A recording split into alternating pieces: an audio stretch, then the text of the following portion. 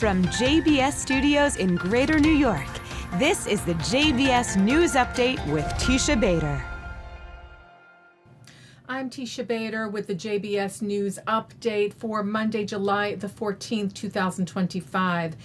The IDF continues its operations in Gaza, eliminating, it said, dozens of terror infrastructures which were destroyed and over 100 terror targets hit from the air in the past 24 hours.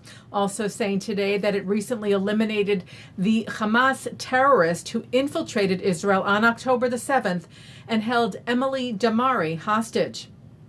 Damari was released this past January after being held captive for 471 days. She responded to the news on social media, expressing gratitude to the IDF, and wrote next to the photo of her captor, "This is what the face of evil looks like, a face I will never forget. I'm so glad he is no longer in our world."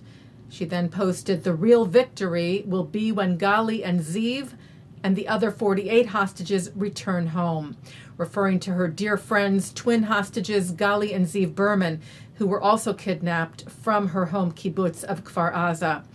The 50 hostages still held by terror group Hamas in Gaza have now been captive for 647 days.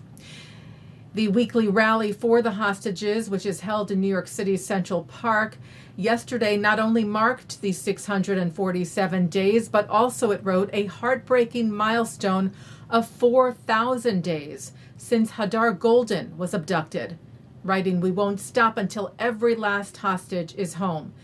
Lieutenant Golden, together with fellow IDF soldier Sergeant Oron Shaul, were killed and kidnapped by Hamas during Operation Protective Edge in 2014. The remains of Shaul were recovered by the IDF and returned to Israel for burial this past January. The remains of Golden, however, are still being held by Hamas in Gaza. Earlier today, the IDF said several tanks were identified in Syria moving toward the southern part of the country. The IDF saying it hit the tanks to disrupt their arrival in the area. The presence of these assets in southern Syria could pose a threat to the state of Israel. The IDF will not allow the existence of a military threat in southern Syria and will act against it. Israel's Minister of Defense, Israel Katz, was cited by the Times of Israel saying that this was a message and a clear warning to the Syrian regime. "We will not allow harm to the Druze in Syria." A woman who was injured last month during an Iranian ballistic missile attack died of those injuries yesterday. 49-year-old Leah Muscara, a Philippine national, was working in Israel as a caregiver and was critically injured in a missile attack on central Israel on June the 15th. The Philippines Department of Foreign Affairs shared the news, conveying its deepest condolences to Muscara's family and loved ones, and said the Philippine embassy in Israel is now working on the repatriation of her remains. Muscara is the 29th casualty of the 12-day war between Israel and Iran. A kosher restaurant in Athens was attacked over the weekend by anti-Israel protesters. King David Berger shared on social media that late Saturday night, it wrote, around 50 people came to our restaurant and vandalized the place, saying that approximately 10 of the protesters spray-painted offensive graffiti inside the restaurant, including the phrases, "No Zionist is safe here," and threatened the Greek staff not to move. Israeli owner Tzvika Levinson told the Jerusalem Post he was shocked. But he wrote, "Actions like this only remind us how strong and united our people are. A huge thank you to everyone who came by," he said, "showed love and reminded us we're not alone."